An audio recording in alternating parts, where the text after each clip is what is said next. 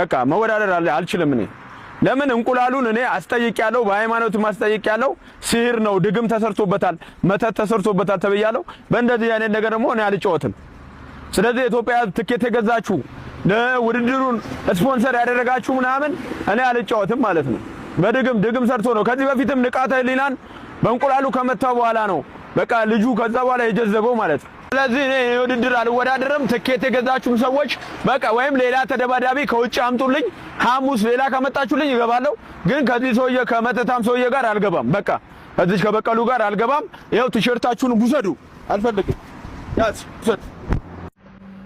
ሴዶን የሚያሳስር ወንጀል ፈጽሟል እንዴት ቆያችሁ ጠበቃ ሰብለ አሰፋ ነኝ መረጃ ለብዙዎች እንዲደርስ ፕሊስ ኮፒ ሊንክ ሪፖስት አድርጉልኝ ሰብለ አሰፋ ኦፊሻል በሚል ዩቲዩብ ቻናል የበለጠ የተብራራና በተለያየ ፎርማት ያቀርቡት ያለውን ህግ ነክ መረጃ ማግኘት መጠቀም ትችላላችሁ ሰብስክራይብ ያረጋችሁ እንግዲህ የተለያየ ሰው ሜንሽን አድርጎኛል ሴዶን በተመለከተ ሪአክሽን የሰራችሁም ልጆች አላችሁ ይሄ ነገር ከህግ አንፃር እንዴት ይታያል ጆኒ ላይ የፈጸመው ሐሰተኛ ውንጀላ ወይም ደግሞ ሐሰተኛ ሐሜት ካለምኒ ሊባል የሚችል አይደለም ወይ ትኬት የቆረጡት ሰዎች ምን ይሆናሉ የሚል ጥያቄ አንስታችሁልኛል እንግዲህ በኢፌድሪ የወንጀል ህግ በተለይ በአንቀጽ 613 መሰረት ሴዶ ስለ ጆኒ የተናገረው ነገር ሐሰተኛ ከሆነ ይሄ የሚለው የድግምት መተት የሚለው ነገር እውነት መሆኑን ካላስረዳ ሐሰተኛ ሐሜት የሚባል ወንጀል ተደርጎ በኢፌድሪ ወንጀል ህግ ስለሚወሰድ በተለይ ደግሞ ሐሰት የሆነውን መረጃ ሆን ብሎ ጆኒ ላይ የጆኒ መልካም ስም ላይ ክብር ላይ ጉዳት ለማድረስ ነው የፈጸሙ የሚባል ቢሆን ወይም ደግሞ ይሄ ከፍተኛ የመልካም ስም ጉዳት ሰዎች ለጆኒ ያላቸውን አመለካከት ክብር እንዲያጡ በማህበረሰቡ ዘንድ ያለውን ስም የገነባውን ስም እንዲያሳጣ ያደርጋል ተብሎ የሚረጋገጥ ቢሆን ሴዶ የሚለው ነገር ሐሰት ከሆነ በዚሁ በገለጽኩላችሁ አንቀጽ መሰረት በጆኒ ቅሬታ አቅራቢነት ጉዳዩ በወንጀል ሊመረመርና ሴዶን እስከ 1 ዓመት በሚደርስ ቀላል እስራት ሊያስቀጣው የሚችል ይሆናል ማለት ነው ስለሆነም ይሄ ነገር ወንጀል ነው አይደለም የሚለውን የሚወስነው ይሄ ሐሜት መተት ድግምት የሚለው ነገር ሐሰት ነው አይደለም በሚለው ላይ ነው ትኬት የገዙ ሰዎች ምን ይሆናሉ ስለሚለው እንግዲህ ይታወቃል የኢቲኤፍሲ 2 ዝግጅት አሁን ጥቂት ቀናት በቀሩት ሰዓት ነው ሴዶ ይህንን እያለ ሰዎችን እያስደነገጠ ያለው ይሄ ነገር እውነት ነው ወይስ ማስታወቂያ ነው የሚለው ራሱ ብዙ አነጋጋሪ ሆኗል እውነት የሚሆን ግን ከሆነ እንግዲህ ትኬት የቆረጡ ሰዎች የፕሮግራሙን አዘጋጆች በቀጥታ ተጠያቂ የሚያደርጉ ይሆናል የፕሮግራም አዘጋጆች ደግሞ እንግዲህ ሴዶ በገባው ውል መሰረት ባለመፈጸሙ በውል ጥሰቱ ምክንያት ለዝግጅቱ ያወጡትን ለትኬት ለቆረጡ ሰዎች የሚመልሱትን እንዲሁ ለተወዳዳሪዎቹ የገቡትን ግዴታ በተመለከተ ጉዳት ካሳ ብለው ከሴዶ ለመቀበል ፍትሐ ብሔራዊም ክስ የሚያቀርቡበት ይሆናል ማለት ነው መሰል ጠቃሚ መረጃዎችን ታገኙ ይህንን አካውንቴን ይከታተሉ አመሰግናለሁ ዛሬ መናፍቃን ወንድሞቻችን የመውሊድን በዓል እያከበሩ ነው በዓላት አላህ የሚመለክባቸው እንደሆኑ እንድታውቁ ነው ይህንን ቪዲዮ የሰራሁት በእስልምና የታወቁ 2 በዓላቶች አሉ እነዛም በዓላት ሴት ወንድ ህፃናት ሳይል ህዝቡ በነቂስ አደባባይ ላይ ሰፊ ሜዳ ላይ ወጥቶ የኢድ ሰላት ይሰግዳል ያ የኢድ ሰላት የሚሰገደው ለማን ነው ለአላህ ነው አይደለ ذكر እናደርጋለን አይደለ ተክቢራ እናደርጋለን አይደለ አላሁ አክበር ከቢራ ወልሐምዱሊላህ ከቲራ ወሱብሃንአላሁ ቡክረተን ዋሲላ አላህን እያላቀን አላህን እያተለቀን አላህን እያመሰግን ነው አይደለ በዓላት የአላህ ናቸው የሚባለው ለዚህ ነው ያኔ ሰው ዝም ብሎ በልክና የሆነ በቀደዱለት ቦይ ከመሄድ ቆም ብሎ ማሰብ አለበት በዓል የማን ነው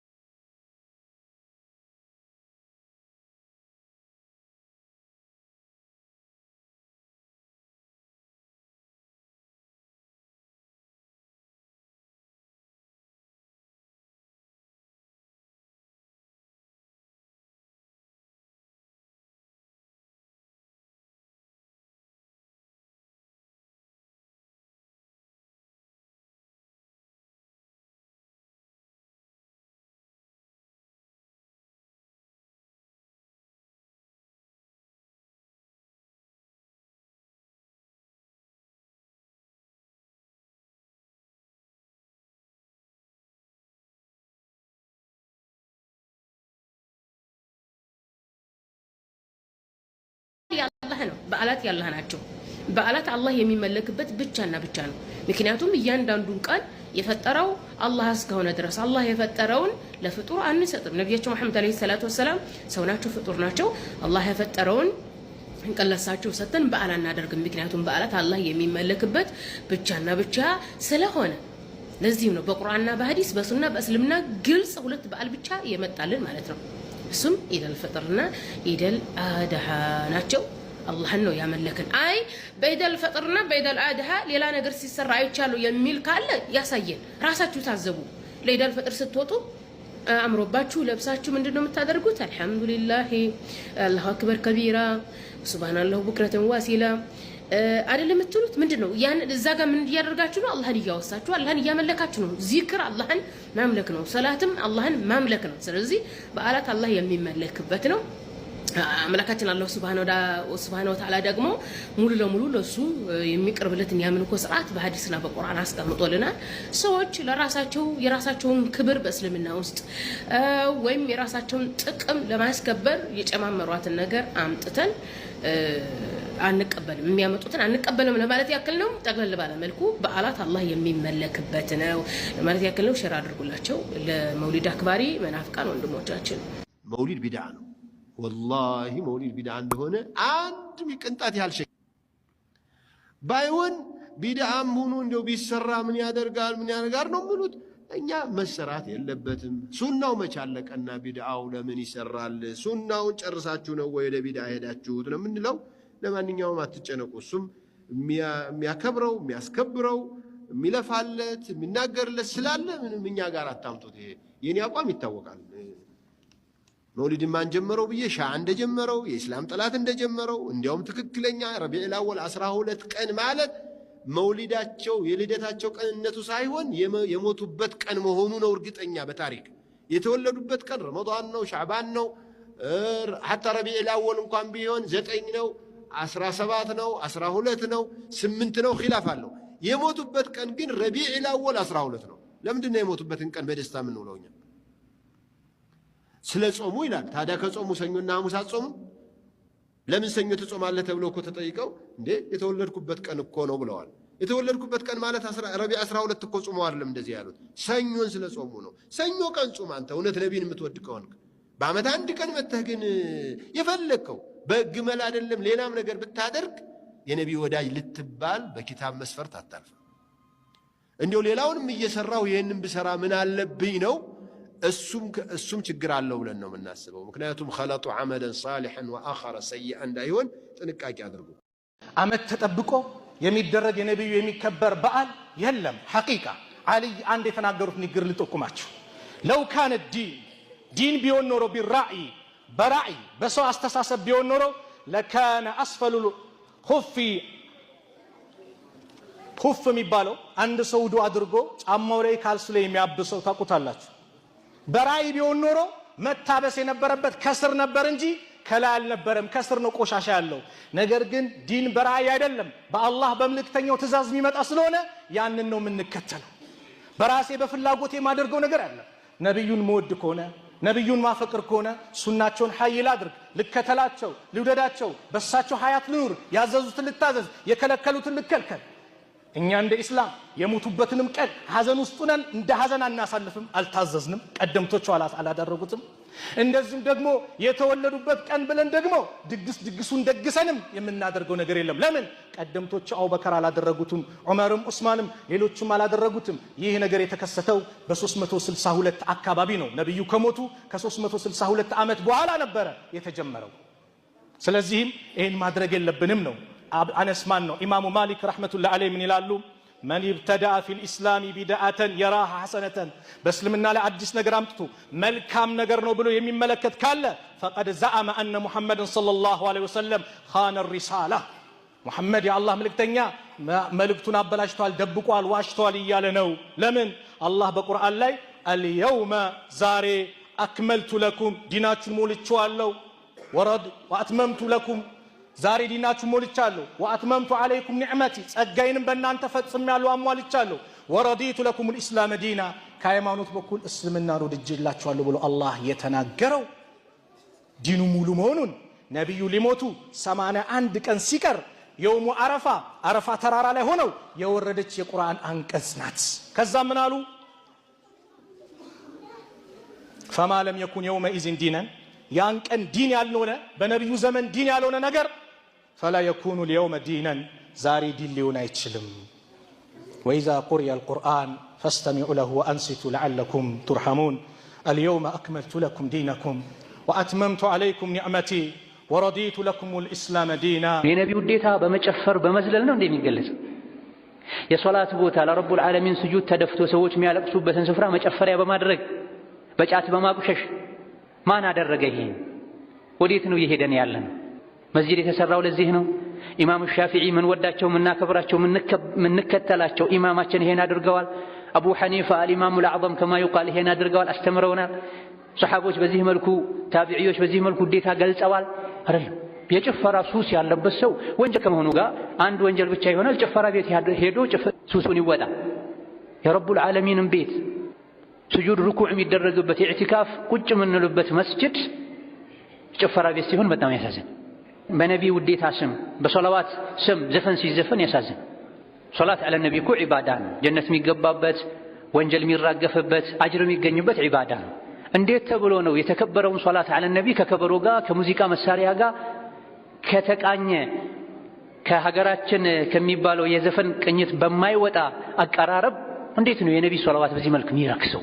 እስልምና ውስጥ እልህ የሚባል ነገር ፈጽሞ ቦታ የለውም። ዒባዳ በእልህ አይሰራም።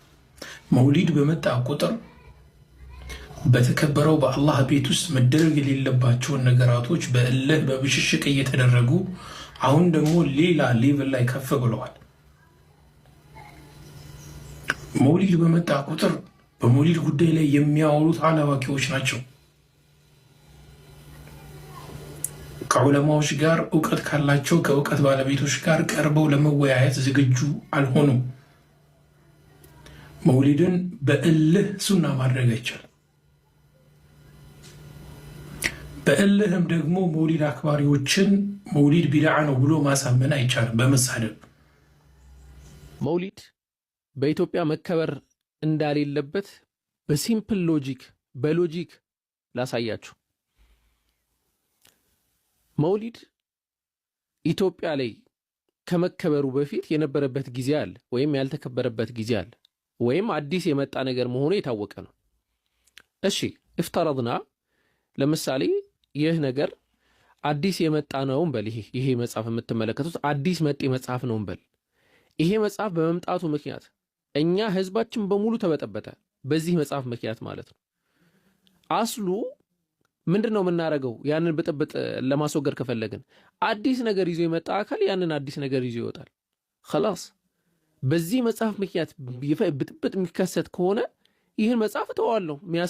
ብጥብጥ የሚያስከስት ከሆነ ኡማም የሚከፋፍል ከሆነ መውሊድም ተመሳሳይ የሆነ ሎጂክን ተጠቅመን ማስቀረት እንችላለን። እየከፋፈለን ያለው መውሊድ ከመምጣቱ በፊት ሰላም ነበረ። መውሊድ መጣና ከፋፈለ።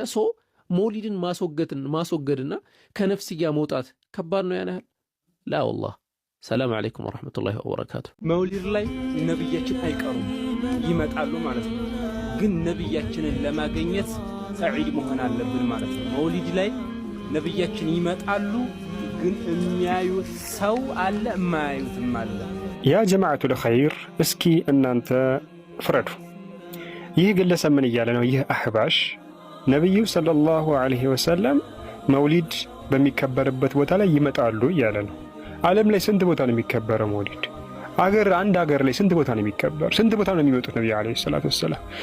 በነገራችን ላይ ይሄ ልጅ በምላስ ተናገረው እንጂ እነሱ ጃአል ሐቢቡ ማል ሐቢብ እያሉ ራሳቸው የሚሉት ነገር ነው አህባሾች። እኔ ያው ቁርአንም ሐዲስም ሰለፎችም ምንም መረጃ የለውም። አሁን የተናገረው ነገር ውድቅ ነው። ዝም ብሎ ይሄ የጫት ወሬ ነው የተናገረው። ነገር ግን እኔ መውሊድን የምታከብሩ አንዳንድ ወንድሞች፣ ባለማወቅ የምታከብሩ ወንድሞች የአህባሽ ሰለባ እንዳትሆኑ፣ እንደዚህ አይነት ተረት፣ ውሸት፣ ቅጥፈት አያችሁ። ይሄንን ነው። ለዚህ ነው እኛ መውሊድ ቢድዓ፣ ይሄ የመውሊድ ቢድዓ ብዙ መዘዞችን ይዞ ይመጣል፣ ብዙ የሸር ቦሮችን፣ ብዙ ኹራፋቶችን ይዞ ይመጣል። ምን ነው ይሄንን? አሁን ነብዩ ይገኛሉ አለ። ተመልከቱ፣ ስንት ቦታ ነው ነብዩ። ሁለተኛ ከየት ተገኘ ሐዲስ? እንደዚህ የሚል ሐዲስ አለ? ቁርአን አለ እንደዚህ የሚል? የለም። ሱብሃንአላህ። እና ጥንቃቄ አድርጉ። ይህ መውሊድ ቢድዓ ነው። የታወቀ ነው። ሐታ መውሊድን የፈቀዱት ራሳቸው ያስቀመጡት ነው ኪታባቸው ላይ መሊኩል ሙዘፈር የተባለ አንድ ግለሰብ የፈጠረው ነገር እንደሆነ ማለት ነውና ጥንቃቄ አድርጉ። ሱሐቦችን መከተል፣ ነብዩ አለይሂ ሰላቱ ሰላምን መከተል ግልጽ ነው አይደለ? አው ኢተቢዑ ወላ ተብተዲዑ ፈቀድ ኩፊቱም ነው የተባለው አይደለ? ስለዚህ ነብዩን መከተል ነው ያለብን። ግልጽ ነው አይደለም? هذا والله أعلم.